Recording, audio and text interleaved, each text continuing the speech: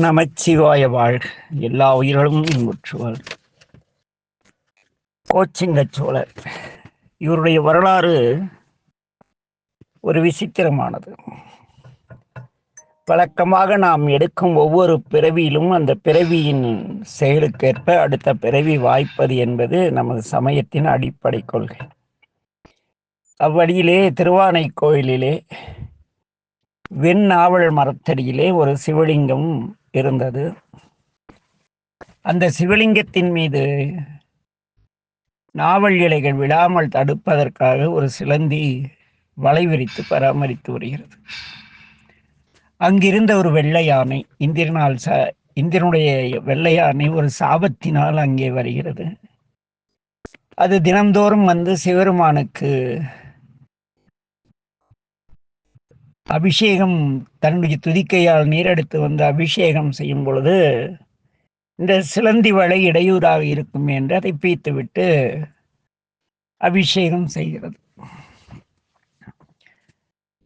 தினம்தோறும் இவ்வாறு இந்த சிலந்தி வலை கட்டுவதும் யானை அதை தடுப்பதும் ஒரு பெரிய தொடர்கதையாக போக, அந்த சிலந்திக்கு என்னடா இந்த சிவலிங்கத்தின் மீது வெண்ணாவல் இலைகளை விழாமல் தடுப்பதற்காக நாம் பந்தலமைத்தால் இந்த யானை இப்படி செய்கிறது என்று யானையின் தும்பிக்கையின் உள்ளே சென்று கடித்து யானையை துன்புறுத்துகிறது. யானை தன்னுடைய துதிக்கையை ஓங்கி தரையில் அடித்து அடித்து அந்த சிலந்தி இறந்துவிட யானையும் இறந்து விடுகிறது. இது புராண வரலாறு. அதற்கு பிறகு சில காலங்கள் கழித்து சுபதேவ சோழன் என்ற மன்னன் சோழ நாட்டை ஆட்சி செய்து வருகிறார். உறையூர் சோழர்களிலே வருவார். அவருடைய மனைவி கலாவதி என்பது அவருடைய பெயர். இவர்கள் இருவருக்கும் நீண்ட நெடுங்காலமாக குழந்தை பேர் இல்லை. அவர்கள் தில்லையிலே சென்று நடராஜ பெருமானிடம் முறையிட இறைவனுடைய பேரருட்கருணையினாலே அவருக்கு ஒரு குழந்தை கர்ப்பமாக தரிக்கிறது. அந்த ராணிக்கு பிரசவ வழி ஏற்பட்ட பொழுது அங்கிருந்த ஜோதிடர்கள் இந்த குழந்தை சில நாளிகை பொழுது, ஒரு நாளிகை பொழுது தாண்டி பிறந்தால் மூலகையும் ஆட்சி ஆளக்கூடிய அதிர்ஷ்டமுடையதாக இருக்கும் என்று பேசிக்கொள்கிறார்கள். இதை கேட்ட சுபதேவனின் மனைவி ஆகிய கலாவதி அரசியார் தன்னுடைய மருத்துவர்களை அழைத்து, என் 2 கால்களையும் தலையிலாக கட்டி என்னை தொங்கவிட்டு விடுங்கள், ஒரு நாளிகை கழித்து என்னை இறக்கி விடுங்கள் என்று கூறுகிறார். அரசனும் அதற்கு செய்ய மகாராணியை 2 கால்களையும் கட்டி தலையிலாக தொங்க விடுகிறார்கள்.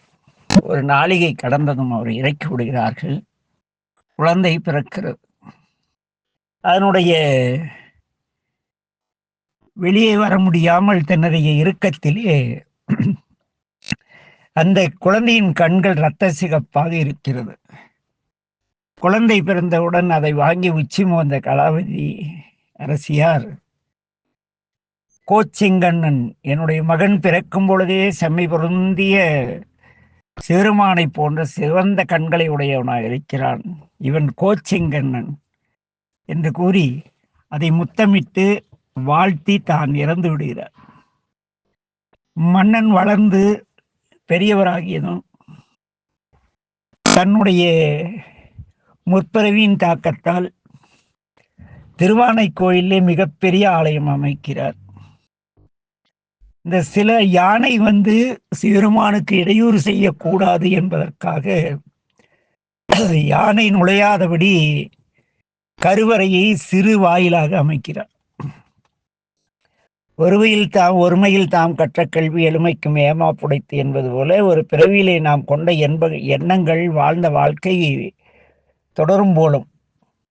அப்படி இந்த மன்னன் அந்த ஆலயத்தை அமைக்கிறார். அதற்கு பிறகு அவருடைய சிவபக்தியின் காரணமாக சோழ நாட்டிலே எங்கெங்கே சிவாலயங்கள் அமைக்கலாம் என்று தக்கர் மூலம் கேட்டு 70 சிவாலயங்களை உருவாக்கியிருக்கிறார். திருவானைக்கோயில் தவிர்த்து பிற இடங்களெல்லாம் மாடக்கோயிலாக கட்டப்பட்டுள்ளது. சிக்கல், திருமருகல் என்று நீங்கள் எங்கு சென்றாலும் அது மாடக்கோயிலாக இருக்கும். மாடக்கோயிலாக சிறிய வாயில் படியோடு சோழமண்டலத்தில் இருக்கின்ற சிக்கல், திருமருகல் அது போன்ற 70 ஆலயங்கள் கோச்செங்க சோழரால் கட்டப்பட்டவை. அதற்கு பிறகு அவன் நெடுங்காலம் ஆழ்ந்திருந்து இறைவனுடைய திருவடியை செய்கிறார். இது மட்டுமே கோச்செங்க சோழரை பற்றி நமக்கு கிடைத்த தகவல். அவருடைய சமைத்த ஆலயங்கள் இன்றும் மிக சிறப்பாக பராமரிக்கப்பட்டு வருகின்றன என்பது அதைவிட சிறப்பு. தலையாத்திரை செல்பவர்கள் எங்கேனும் மாடக்கோயிலை பார்த்தால், மாடக்கோயில் என்றால் உயரமாக கட்டி யானை படியேறி உள்ளே நுழைய முடியாத வாயிலை உடைய கோயில்கள். உதாரணத்திற்கு சிக்கல், கீழவேளூர், அப்படி அந்த வருஷம் பூரா அப்படிதான் கட்டியிருப்பார். அங்கு செல்லும் பொழுது கோச்செங்கனாரை நினைவு கூர்ந்து அவருடைய ஆசியையும் பெருமானின் அருளையும் பெறுங்கள். நமச்சிவாய வாழ்க. எல்லா உயிர்களும் இன்புற்று வாழ்க. திருச்சிற்றம்பலம்.